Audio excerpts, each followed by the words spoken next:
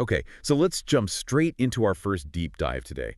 We're looking at public research and development in India. Right. There's this pretty interesting report out. It's a joint effort, the Principal Scientific Advisor's Office, CII, and another research center. And they looked at quite a few R&D organizations, didn't they? Around 244 linked to various government ministries. Yeah, but they specifically left out defense, space, and atomic energy labs, called them sensitive, you know. Yeah. Also, universities weren't included. Which is interesting in itself.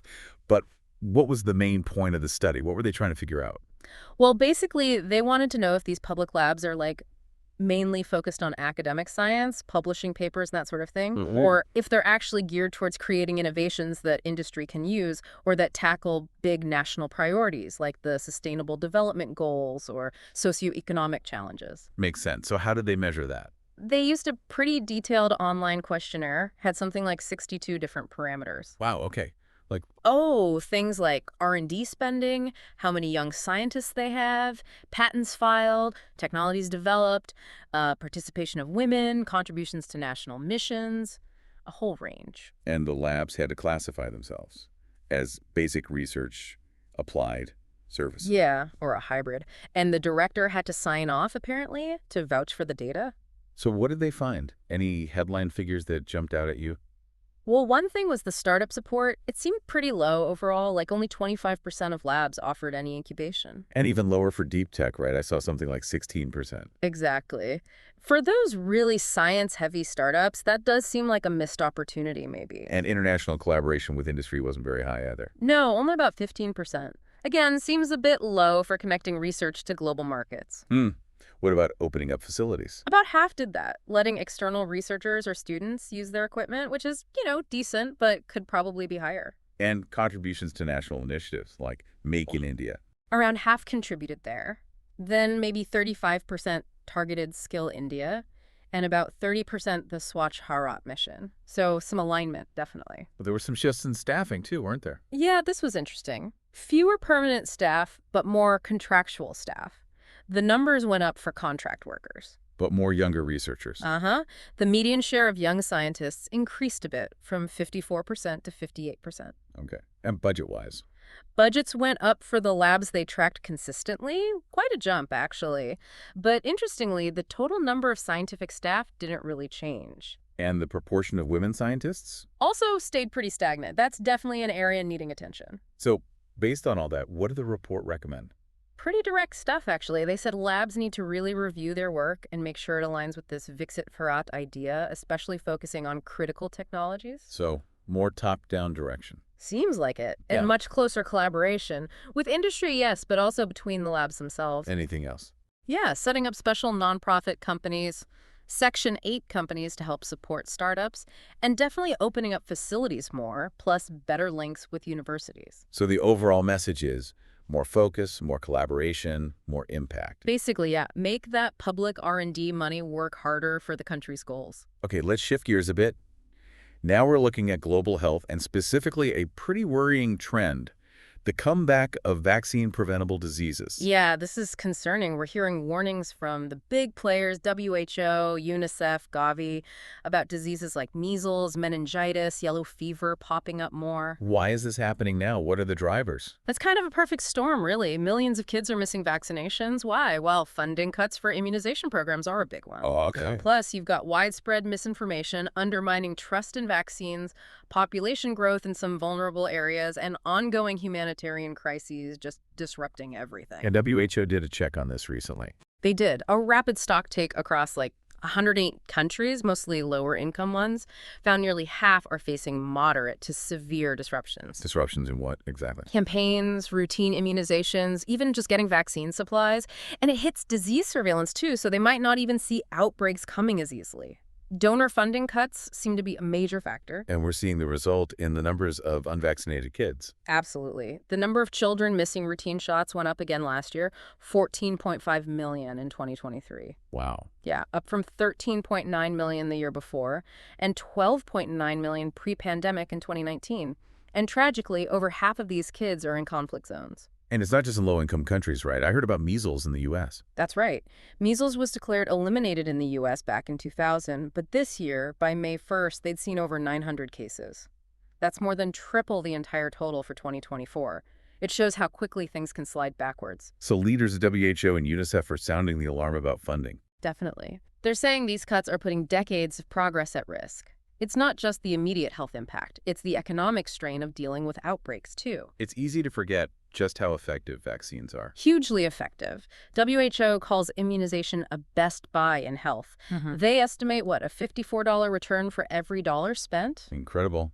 And the lives saved. Over the last 50 years, the estimate is at least 154 million lives saved. That's like 6 lives every single minute. 6 lives a minute. Yeah. And vaccines account for maybe 40% of the improvement we've seen in infant survival. Measles vaccine alone is huge, responsible for maybe 60% of those saved lives. Think about smallpox eradication, polio almost gone. It's all down to vaccines. So how does India fit into this picture? Obviously, a huge population. India's benefited massively from immunization. Their Universal Immunization Program, the UIP, is one of the largest public health initiatives anywhere. Targeting newborns and pregnant women. Exactly, aiming for herd immunity. The scale is just enormous, targeting 26 million newborns and 34 million pregnant women every year. Over 13 million immunization sessions annually. And they've had successes. Polio-free status? Yep, certified polio-free in 2014, eliminated maternal and neonatal tetanus in 2015.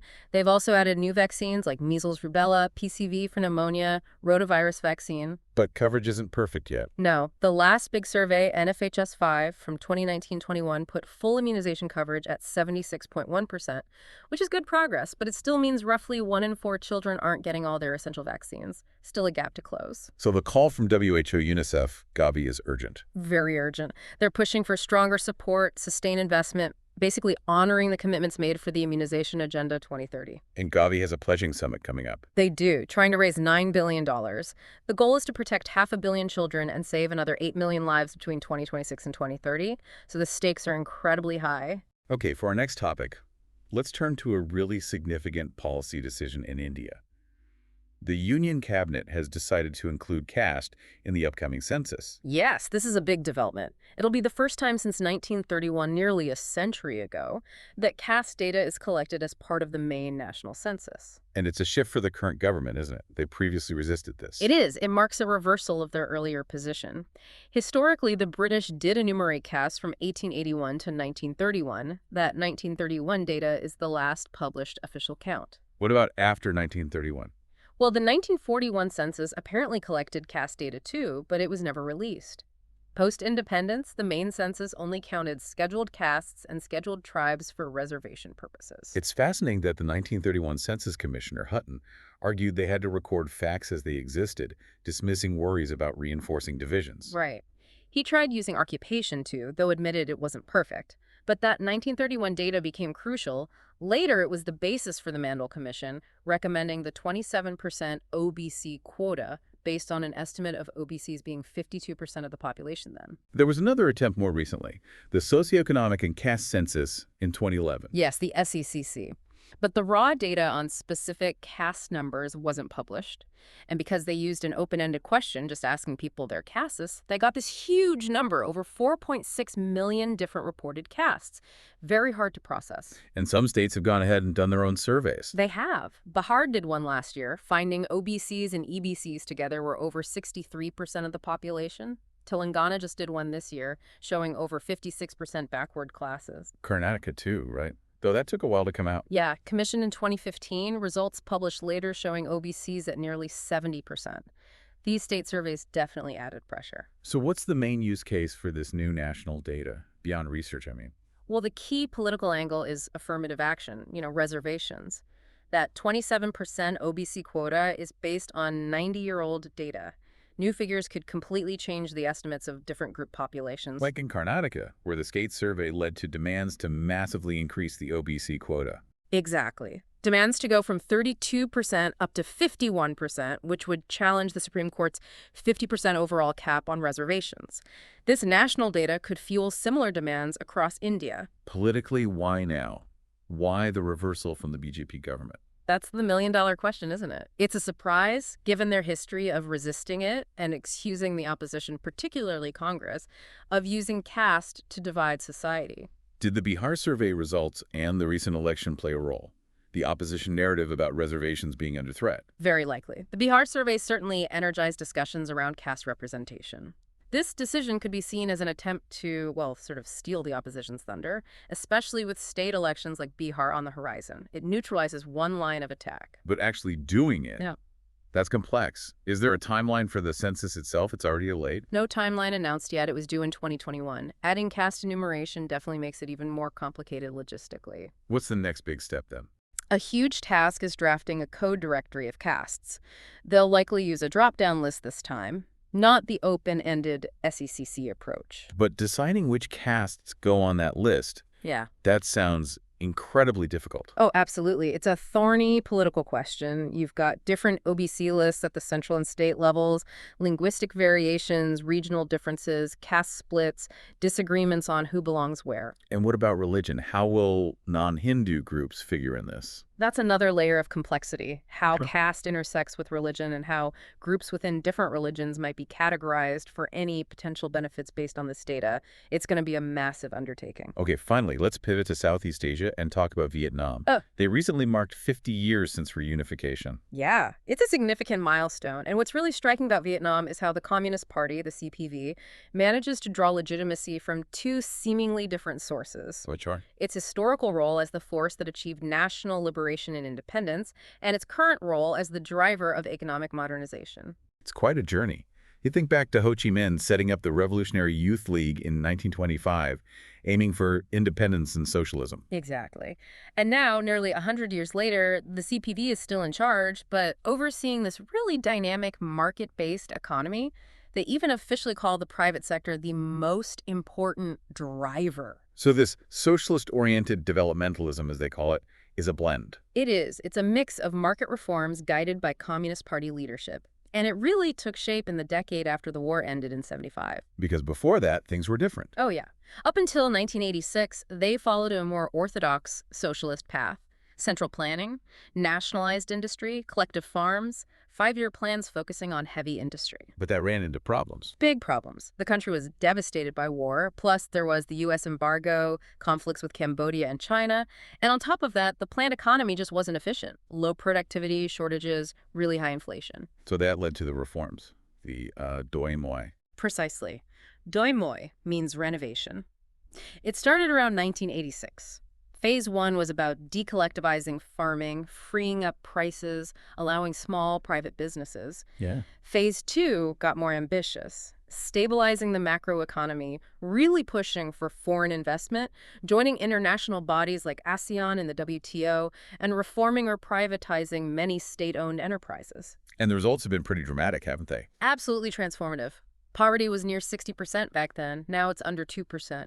GDP per capita shot up from maybe $430 to over $4,300.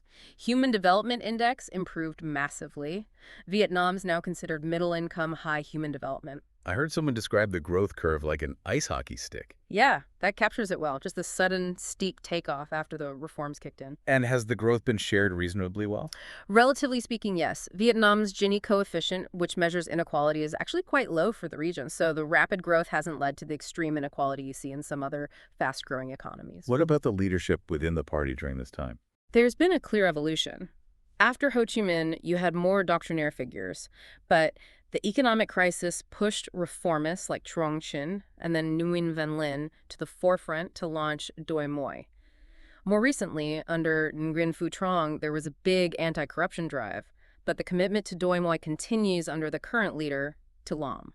But it's still a single-party state, right, with limits on political freedom. Oh, definitely. Political dissent isn't tolerated. That's why economic performance is so crucial for the CPV's legitimacy. Delivering prosperity is key. One thing often noted is the lack of a strong personality cult, unlike some other communist states. That's true. Apart from the ever-present image of Ho Chi Minh, they've generally stuck to collective leadership and consensus-based decisions within the Politburo. And Ho Chi Minh's legacy is still central. Absolutely, he's the foundational figure, a nationalist first, but also a committed socialist who skillfully blended Marxism-Leninism with Vietnamese patriotism to build the party and lead the fight for independence. His legacy underpins everything. So we've covered quite a bit today, from the focus of R&D labs in India and the urgent need to maintain global vaccination efforts, to the complexities of counting caste in India's census and Vietnam's unique economic path. Four very different areas, but each touching on fundamental aspects of national development and policy choices. Exactly, and maybe that's the final thought to leave you with. How do these seemingly separate things, a nation's investment in science, its commitment to basic public health, its approach to social identity and categorization, and its chosen economic model? How do they all interact and ultimately shape a country's future trajectory and its place in the world? Something to think about.